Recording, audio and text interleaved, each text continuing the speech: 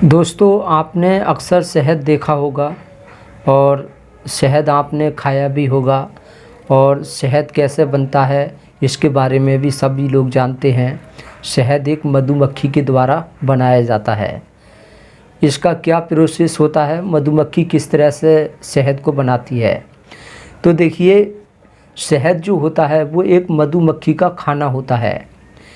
इसमें मधुमक्खी क्या करती है, मधुमक्खी अपने भविष्य के लिए, अपने बच्चों के लिए और आगे कोई परेशानी आए उसके लिए वो पहले से ही एडवांस में अपना खाना इकट्ठा करती रहती है अपने भविष्य के लिए। वो क्या करती है, मुंह में थोड़ा थोड़ा लेकर फूल पे जाती है, बैठती है, चूसती है और वो बहुत बहुत कई कई किलोमीटर है जा जाकर और परेशानी झेलती है। और मधुमक्खी होती हैं उनसे वो लड़ती है, कीड़े मकोड़े होते हैं उनसे सबसे लड़ती है, परेशानी झेलती है और तमाम बारिश नहीं देखती, धूप नहीं देखती, ठंड नहीं देखती और तमाम किसी को धोखा देना पड़े तो धोखा भी देती है। किस लिए, अपने खाने के लिए। तो मुंह में लाती है, इकट्ठा करती है। सारी मधुमक्खी यही प्रोसेस करती हैं कि वो पूरे दिन मेहनत करती हैं, इधर उधर बहुत बहुत दूर चली जाती हैं अपने खाने के तलाश में। वो इकट्ठा करती रहती हैं। शहद बनता रहता है, सालों महीना बीत जाते हैं और धीरे धीरे करके वो अपना पिंडा बना लेती हैं। पूरा शहद का छत्ता बन जाता है इतना बड़ा, उसमें बहुत ज़्यादा शहद इकट्ठा हो जाता है। अब वो इस तरह से इकट्ठा करती रहती हैं, बहुत समय बीत जाता है और बहुत बहुत परेशानियां झेलती हैं, जहाँ तक कि अपनी जान तक की परवाह नहीं करती हैं। जान चली जाए कोई दिक्कत नहीं, पर वो अपनी मेहनत में जुटी रहती हैं, करती रहती हैं। जब वो उनका खाना बहुत सा इकट्ठा हो जाता है, पूरा छत्ता बन जाता है, तो आदमी आता है, सारा शहद का छत्ता ले जाता है और वो अपने इस्तेमाल कर लेता है। सारा उनका खाना इंसान खा जाता है। अब वो बेचारी कुछ नहीं कर पाती हैं, क्या करें। तो ऐसे ही कुछ लोग होते हैं, वो बहुत मक्खी चूस होते हैं, बहुत ज़्यादा। अगर कोई इंसान मर रहा हो तो वो उसकी मदद नहीं करेंगे। किसी को पैसे की ज़रूरत है, बिल्कुल नहीं देंगे। कोई किसी को ज़रूरत है, बिल्कुल नहीं देंगे। कोई मर रहा हो उसको बिल्कुल नहीं देखेंगे और जहाँ खर्च करने की बारी आए वो बिल्कुल खर्च नहीं करेंगे। अपनी जेब से 1 रुपया देने की कोशिश नहीं करेंगे। ये लोग क्या करते हैं, धन को इकट्ठा करते रहते हैं। जैसे मधुमक्खी बेहोशी में बिना सोचे समझे अपने खाना इकट्ठा करती रहती हैं। वो ये नहीं देखती हैं कि हमारा खाना कभी भी ख़तरा में भी आ सकता है, कोई चुरा कर लेके जा सकता है शहद को। वो ये नहीं सोचती हैं। ऐसे ही जो मक्खी चूस होते हैं, ये दौलत के पीछे इतने अंधे हो जाते हैं, इतने बेहोश हो जाते हैं कि बस इन्हें दौलत ही दौलत दिखाई देती है कि हमें तो दौलत इकट्ठी करनी है। किस लिए, कि हमारा बुढ़ापा अच्छा कटे, बुढ़ापे में परेशानी आए, उसके लिए हमारे पास पैसा पहले से ही एडवांस होना चाहिए। तो ये दौलत को इकट्ठा करने में किसी को धोखा देना पड़े, धोखा देंगे। अगर ये सरकारी जॉब में है तो ये रिश्वत लेते हैं, घूसखोर करते हैं, घूस लेते हैं लोगों से। गरीबों को धमकाएंगे, उनसे रिश्वत लेंगे, लूटेंगे, उन्हें पैसा इकट्ठा करने की कोशिश करते हैं। क्यों? क्योंकि मुझे अपने बेटी की शादी बहुत अच्छे से करनी है। मेरा बेटा है, उसे कुछ करना ना पड़े, वो सारी ज़िंदगी बैठ कर खाए, उसकी औलाद भी बैठ कर खाए। यह सोचकर वो मेहनत करते हैं और लोगों के साथ गलत करेंगे, धोखा देंगे, कुछ भी करने को तैयार हो जाते हैं। वो दौलत के पीछे भागते रहते हैं, देखते नहीं हैं कि क्या होगा क्या नहीं होगा। यहाँ तक कि दौलत के पीछे अपने घर में, प्रॉपर्टी में धोखा देते हैं। भाई को धोखा दे दिया या कोई रिश्तेदार है उसको धोखा दे दिया। किस लिए? अपने बेटा के लिए, अपनी बेटी के लिए या अपने बुढ़ापे के लिए। अब जो अपना सगा भाई है उसको धोखा दे दिया, बेचारे के साथ बेईमानी कर ली, उसकी आधी प्रॉपर्टी छीन ली, उसके साथ गलत कर रहा है कि अपने बेटा के लिए। अरे भाई से ज़्यादा बेटा प्यारा हो गया।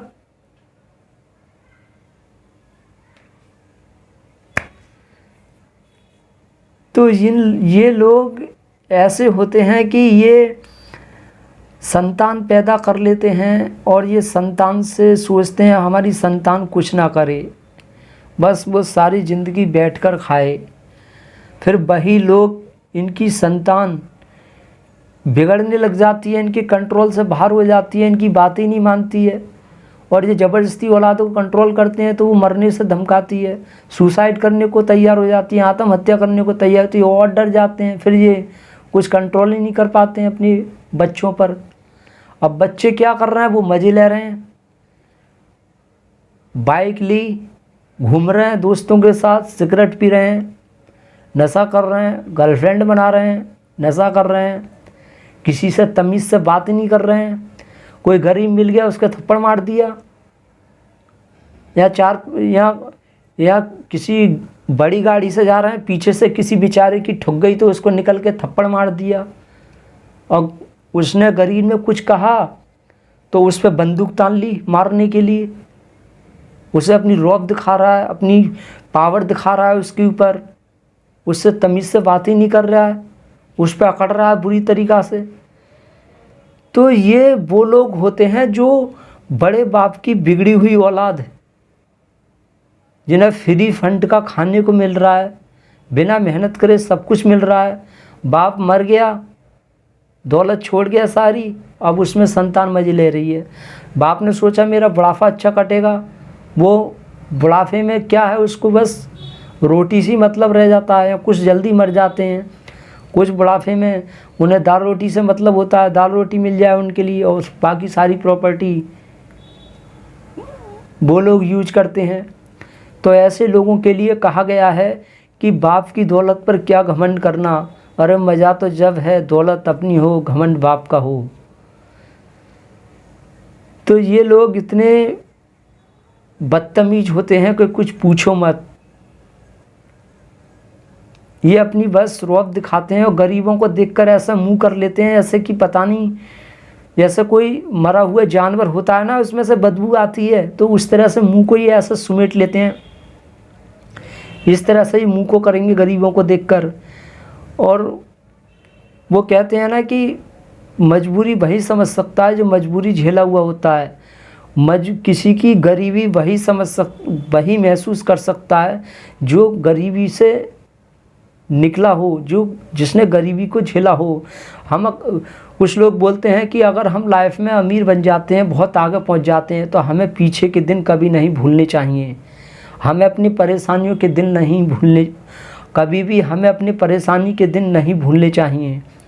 तो जो इंसान दुखों में, कष्टों में, परेशानियों में रो रो कर उसकी ज़िंदगी कटी है, बहुत ज़्यादा उसने वो खाने से तड़पा हो, पैसों से तड़पा हो, गर्लफ्रेंडों से तड़पा हो, वो हर चीज़ से तड़पा हो, तो वो इंसान लाइफ में वो कितना भी अमीर बन जाए उसके अंदर कभी घमंड नहीं आता है, कभी गरीबों को देखकर उसे नफ़रत नहीं होती है। अगर उसके साथ कोई गरीब बदतमीज भी करता है ना, तो वो सहन करता है और उसे बर्दाश्त भी कर देता है और उससे समझाने की कोशिश भी करता है। क्यों? उसे पता है ना कि मैं भी तो इसी हालत में रहा था, मेरे साथ भी तो बहुत लोगों ने गलत किया, तो समझाने की कोशिश करता है। नहीं समझता है तो वो दूर बच जाता है।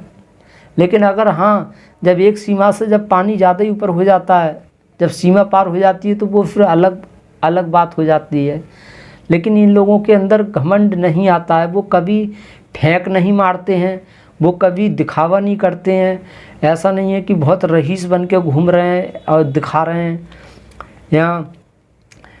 यहाँ जो है घर में चूहा भूखे मर रहे हैं, झोंपड़ी पड़ी है, सब तड़प रहे हैं, और वो बन-ठन के दिखा रहा है कि मैं बहुत अच्छा हूँ।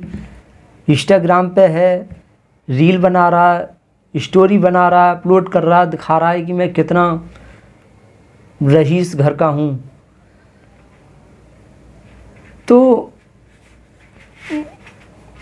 ये लोग अक्सर बड़े अपने बाप की दौलत पर घमंड करते हैं। इन लोगों की इतनी औकात नहीं होती है कि ये अपने खुद की कमाई से कोई साइकिल तक खरीद लें, इतनी इनके बस की नहीं होती है। बस क्या करते हैं, बाप की दौलत पर घमंड कर रहे हैं।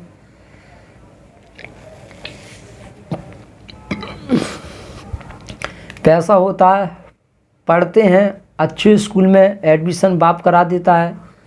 वो कभी किताब उठाकर नहीं देखते, कभी कुछ पढ़ते नहीं हैं, बस पैसा फेंकते हैं टीचरों के ऊपर। टीचर भी उन्हें पास कर देते हैं, उनके हाथ में डिग्री आ जाती है, डिप्लोमा आ जाता है, कोई कोर्स जो मार्कशीट है वो हाथ में आ जाती है, और उनके पास कोई योग्यता होती नहीं है। फिर उनकी कहीं जॉब नहीं लगती, नशा करे हुए हैं, और ऐसे लड़कों के चक्करों में लड़की फंस जाती हैं, और लड़का भी ऐसी लड़कियों के चक्कर में फंस जाते हैं जो मतलब पापा की परी होती है। जरा सी कहीं खरोंच भी आ जाए, पापा की जान लेकर जाती है कि अरे मेरी बेटी को क्या हो गया, अरे मेरी बेटी धूप में तड़प रही है, नहीं ये नहीं चलेगा, अरे मेरी बेटी इतनी मेहनत कर रही है, क्यों कर रही है ये, अरे मेरी फूल जैसी बेटी, इसके चेहरे पे जरा दाग भी नहीं आना चाहिए, मैं अपनी बेटी को मेहनत करते हुए नहीं दे सकता, बेटी तुझे कुछ नहीं करना है, सारी ज़िंदगी बैठकर खाना है। तो ऐसी लड़कियों को, अच्छे जो लड़का हैं उन्हें सावधान रहना चाहिए, और लड़कियों को बुरे लड़कों से सावधान रहना चाहिए। अब कोई लड़का, इसके पास कोई टैलेंट नहीं, कोई योग्यता नहीं, कोई ऐसा फील्ड नहीं है जिसमें उसने मेहनत करी हो, कोई कुछ हासिल किया हो, कोई सफलता हासिल की हो, या किसी चीज़ में कोई उसने नाम कमाया हो, कुछ भी किया हो, ऐसा कुछ भी नहीं है। तो लड़कियां ये देख लेती हैं कि अरे इसके पास पैसा है, इसका बाप जो है बिजनेसमैन है, सर्विसमैन है, बहुत पैसा वाला है, मुझे खुश रख रहा है, खुश रखेगा, तो वो उनसे आंखें, वो भी बेहोशी के कारण उनसे शादी कर लेती हैं। अब शादी करने के बाद क्या होता है, पिता लात मार देता है शादी के बाद, बोलता है क्या मैं ही तुझे पालूंगा, अपने आप देख अपना कुछ, वो ठोकर मार के अलग कर देता है। अब वो इधर उधर भटक रहा है, मैं कहाँ जाऊँ, मेरे बाप ने तो मुझे ठुकरा दिया। अब क्या है, वो भी तड़प रहा है, लड़की भी तड़प रही है, वो जो है लड़की की मजबूरी नहीं समझ रहा है, अब उसे सदमा लग गया, सुसाइड कर ली उसने, या मर गया, कहीं भाग गया बीवी को छोड़कर। ऐसे ही उनके अंत में उनका यही हाल होता है।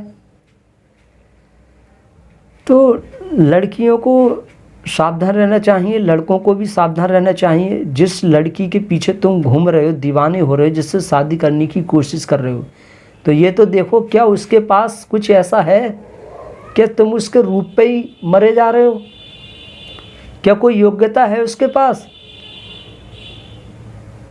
कि बस वो नए से नए लड़कों को उसने यूज किया, इस्तेमाल किया है, टाइम पास किया है, और तुमने मेहनत की, तुम भी उसी के पीछे भाग रहे हो, तो तुमसे बड़ा बेवकूफ़ कौन है।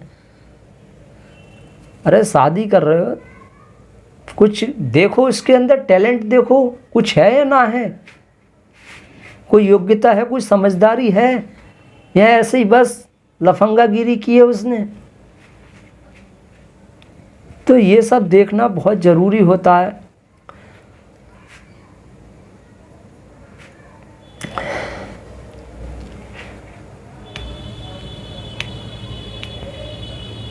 या कुछ लोग अपनी बेटी की शादी यह सोचकर कर देते हैं कि अरे इसका भाई बहुत अमीर है, जो सर्विसमैन है, सरकारी सर्विसमैन है, अरे तुम उसको देख रहे हो, उससे क्या मतलब, वो तो अपनी अलग हो जाएगा, जिसके साथ शादी कर रहे हो उसको देखो ना, उसके पास क्या है। अरे उस बड़े भाई ने साथ दिया या नहीं दिया, इसकी क्या गारंटी है, ये भी तो देखो। तुम बाप के दम पर अपनी बेटी की शादी कर रहे हो, इसकी क्या गारंटी है कि बाप ने बेटे का साथ दिया या नहीं दिया।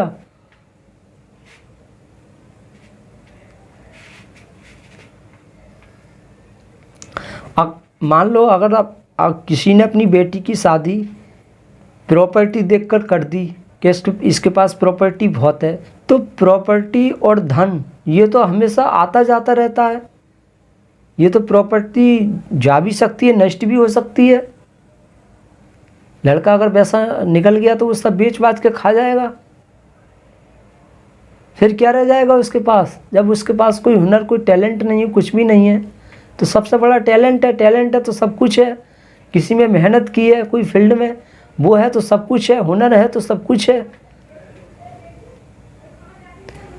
तो प्रॉपर्टी उस जो भी है वो ये देखो, क्या ये प्रॉपर्टी इसने अपनी मेहनत से बढ़ाई है या इसके बाप की प्रॉपर्टी है या दादा परदादा से चली आ रही है वो प्रॉपर्टी, ये देखना बहुत ज़रूरी होता है। लेकिन लोग इसको नहीं देखते हैं। तो जो अंधाधुंध नशा कर रहे हैं, किसी की मजबूरी नहीं समझ रहे हैं, दूसरों को नीचा समझ रहे हैं, गाली गलौज कर रहे हैं, बदतमीजी कर रहे हैं, तो ये वही लोग होते हैं बिगड़े, जो बड़े बाप की बिगड़ी हुई औलाद। और ऐसे लोगों को बढ़ावा अक्सर इनके माँ बाप ही देते हैं, जो इनको बिगाड़ने की कोशिश करते हैं। ये धन को इकट्ठा करते हैं यह सोचकर कि हमारा बुढ़ापा अच्छा कटेगा, हमारी संतान बैठ कर खाएगी, हमारे बेटे को कुछ करना ना पड़े। यह सोचकर ये लोग धन को इकट्ठा करते रहते हैं। किसी की मदद नहीं करेंगे, किसी को दान नहीं करेंगे, गरीब को नहीं देखेंगे।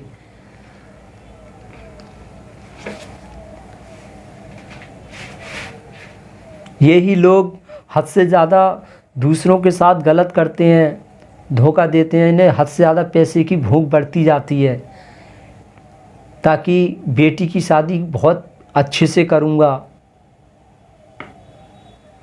मेरी बेटी को कुछ करना ना पड़े, मेरा नाम हो जाए। यह सोचकर किसी बेचारे को, गरीब को वो सामने रो रहा है, तड़प रहा है, और उसको पैसों के लोभ के लालच में आकर उसको ठोकर मार रहे हैं, भाग यहाँ से, तेरा काम नहीं होगा, तू पैसा नहीं देगा तो।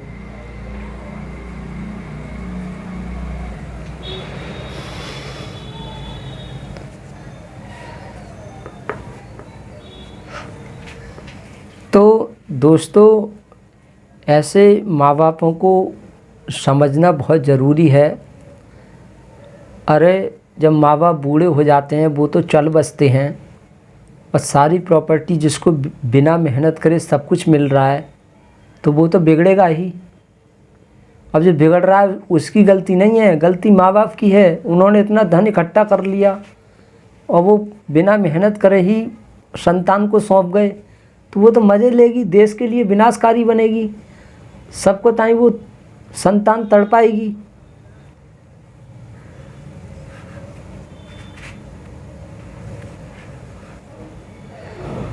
अब मान लीजिए किसी इंसान को प्यास लग रही है ना, अब पानी पास में रखा है तो वो नदी पे पानी पीने क्यों जाएगा? वो इतनी मेहनत क्यों करेगा?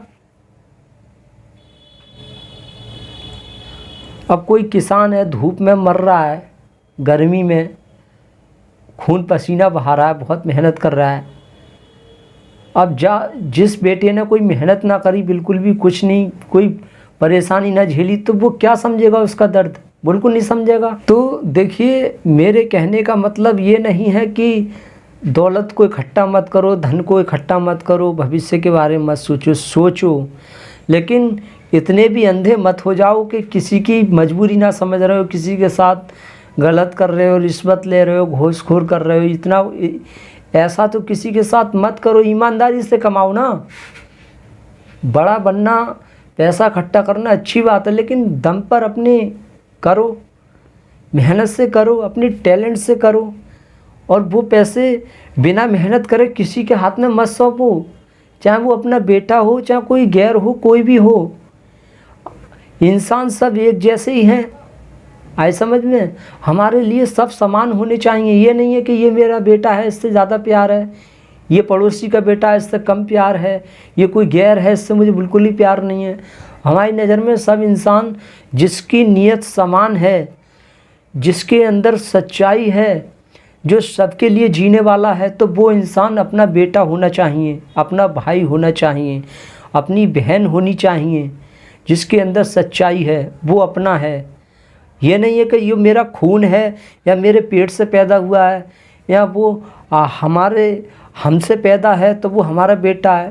अब बेटा है दुष्ट, पाखंडी है, उसके अंदर बुराई है, सच्चाई का साथ ही नहीं देता, हमेशा गलत करता रहता, तो वो कैसा बेटा हो गया, कैसे वो बाप हो गया, कैसे वो पत्नी हो गई, कैसे वो बेटी हो गई। ऐसों को बिल्कुल नहीं मानना चाहिए अपना बेटा या बाप। तो अपना धन इकट्ठा करो, लेकिन जब ज़रूरत से ज़्यादा धन इकट्ठा हो जाए तो उन लोगों का साथ देते चलो जो सच्चाई के साथ खड़े हैं, जो सच्चाई को बढ़ावा दे रहे हैं, जो सच्चाई के साथ लड़ रहे हैं, जो अपने देश के बारे में सोचते हैं, देश को आगे बढ़ाने के बारे में सोचते हैं, उनके ऊपर खर्च करो, ये मेरा कहना है। और ऐसा भी नहीं है कि दुनिया में सभी लोग बुरे हैं, नहीं, दुनिया में बहुत बहुत अच्छे लोग हैं। अगर अच्छे लोग नहीं होते तो ये देश नहीं चल रहा होता। ये देश जो चल रहा है ना, वो अच्छे लोगों की वजह से ही चल रहा है। लोग बोलते हैं कि सब लोग पैसा खा जाते हैं, सरकारी पैसा आता है, रोड का पैसा आता है तो लोग जो है खा जाते हैं।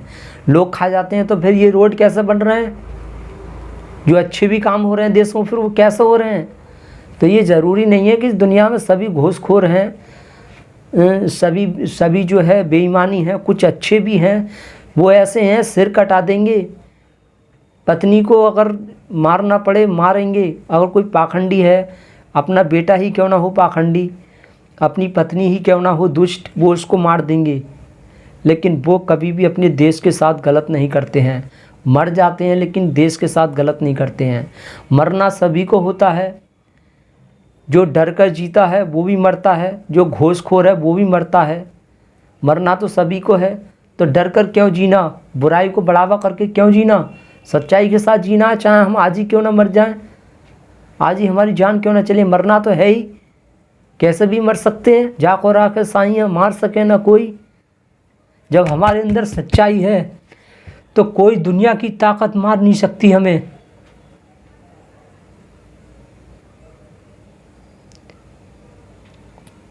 लोग कहते हैं कि वो ज़्यादा ईमानदार था, सच्चाई थी उसके अंदर, इसलिए वो जल्दी मारा गया। नहीं, ये सब कहने की बात है। मैंने ऐसे भी लोग देखे हैं जो बुराई का साथ देते हैं, वो तुरंत मर जाते हैं। तो जो तो जिसकी मौत जहाँ तक लिख गई है वो तो किसी भी तरीक़ा से मर सकता है। ज़रूरी थोड़ा ही कि वो सच्चाई के साथ था इसलिए मारा गया, या वो बुराई के साथ था इसलिए मारा गया। जाको राखे साइयाँ मार सके ना कोई, अच्छाई का साथ दो, सच्चाई के साथ रहो, कोई गलत करे उसे रोको। तो ये देश जो चल रहा है, दुनिया चल रही है ना, ये अच्छे लोगों की वजह से चल रही है। 100 में से कोई 2 पाखंडी हैं, दुष्ट हैं, घूसखोर हैं, रिश्वत ले रहे हैं, बुराई को बढ़ावा दे रहे हैं। तो ये मत सोचो कि सभी लोग ऐसे हो गए, 98 लोग वो भी सब बुरे हैं। लेकिन अगर सिस्टम ऐसा हो जाए कि 2 लोग तो सच्चे हैं, ईमानदार हैं, सच्चाई के साथ हैं, सबके लिए जीने वाले हैं, 98 अगर दुष्ट हैं, तो ये दुनिया चल नहीं सकती। एक दिन में ही देश तबाह हो जाएगा, नष्ट हो जाएगा, पूरी दुनिया में आग लग जाएगी, ये दुनिया तहस नहस हो जाएगी। लेकिन क्या है, ये दुनिया इसलिए टिकी हुई है, देश की जो सिस्टम है इस वजह से चल रहा है क्योंकि अच्छे लोगों की भी संख्या बहुत है। तो हमें होता यही है कि लोग ये सोचते हैं कि यार दुनिया बुरी है, दुनिया बुराई का साथ दे रही है, तो हम क्यों परेशानी झेलें। जब जो है सब जो है रिश्वत ले रहे हैं, घूसखोर बन रहे हैं, मैं क्यों ईमानदार बन के रहूं, मैं भी लूँगा। ये लोग खुशी से जी रहे हैं, मज़े ले रहे हैं, लोगों को लूट रहे हैं, गरीबों को, और खुश रह रहे हैं, मैं क्यों परेशानी जो है झेलूँ। सभी लोग ऐसे हैं। तो दोस्तों इस बात को ध्यान रखना चाहिए, ऐसा नहीं है। लोग बोलते हैं कि पुलिस वाले अक्सर लूटने वाले होते हैं, तो ये बात बिल्कुल झूठ है। सभी पुलिस वाले नहीं होते हैं, सभी फौजी एक जैसे नहीं होते हैं, सभी सरकारी सर्विसमैन लोग एक जैसे नहीं होते हैं। वो हमेशा और विरोध करते हैं, वो देख लेते हैं कि हाँ मेरा साथी गलत कर रहा है, दूसरों से घूसखोर ले रहा है, रिश्वत कर रहा है, तो वो उसको पूरी जान लगा देते हैं रोकने के लिए। क्योंकि उनके रोम रोम में, पूरी शरीर में कूट कूट कर सच्चाई भरी हुई होती है। चाह कर भी उनकी सच्चाई दूर नहीं कर सकते। बाहर से हो सकता है वो एक्टिंग करने लग जाएं कि हम गलत काम करने लग जाएं, लेकिन अंदर उनके गलत काम नहीं होता है। जिनके अंदर सच्चाई होती है ना, वो बाहर से अगर बुराई का भी साथ देता है ना, तो लोग ऐसों तो भगवान ऐसों को माफ़ कर देता है। लेकिन जो अंदर से ही इसके बुराई हो, दुष्ट हो, बाहर से अच्छा बन जाए, तो उसका कोई फ़ायदा नहीं है। वो अच्छा भी करेगा तब भी उसकी गिनती ख़राब में ही आती है कि ये बुराई कर रहा है।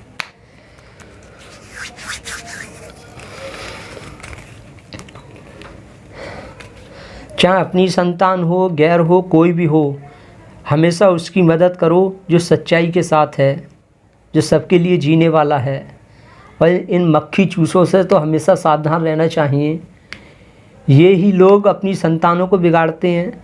यही लोग बाद में जब संतान बिगड़ जाती है और ये कंट्रोल करते हैं, इनसे होती नहीं है अपनी संतान कंट्रोल में, तो वो ज़बरदस्ती ये कंट्रोल करते हैं, तो संतान मरने से धमकाती है, सुसाइड से जो है धमकाती है कि हम मर जाएंगे। तो ये बाद में कंट्रोल ही नहीं करते हैं।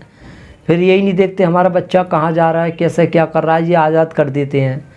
और फिर जो है कितना बिगड़ रहा है, क्या कर रहा है, बिल्कुल ध्यान नहीं देते हैं। फिर इनकी संतान ही औरों को बिगाड़ती है। जो अच्छे लोग हैं, उनके बच्चे हैं, उनको भी बिगाड़ते हैं, साथ में उनसे दोस्ती कर लेते हैं, खिलाते पिलाते हैं, अपना पैसा दिखाते हैं। तो अच्छे जो गरीब हैं वो इनके झांसे में आ जाते हैं, इनकी चमचागिरी करते हैं, इनके पीछे घूमते हैं, दोस्त बन जाते हैं, या अपने साथ साथ उनकी लाइफ ख़राब कर देते हैं। जबकि वो जीवन में कुछ कर सकते थे, लाइफ में कुछ आगे बढ़ सकते थे, लेकिन वो ऐसों के झांसों में पड़ जाते हैं। तो सभी को ध्यान रखना चाहिए।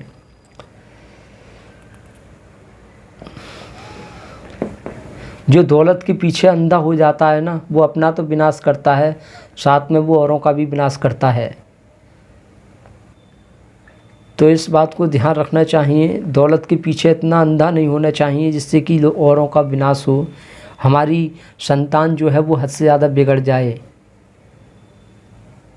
दौलत है अपने पास रखो, और ये देखो कि हम अमीर बेशक हैं, हमारे पास काफ़ी पैसा है, लेकिन हमारी संतान भी कुछ कर रही है या ना कर रही है, उसने भी कुछ किया है। अगर आप अमीर हो, आपका बेटा अगर अच्छा काम कर रहा है, सच्चाई के साथ है, मेहनत कर रहा है किसी फील्ड में अच्छे, तो उसका साथ दो, अच्छी बात है।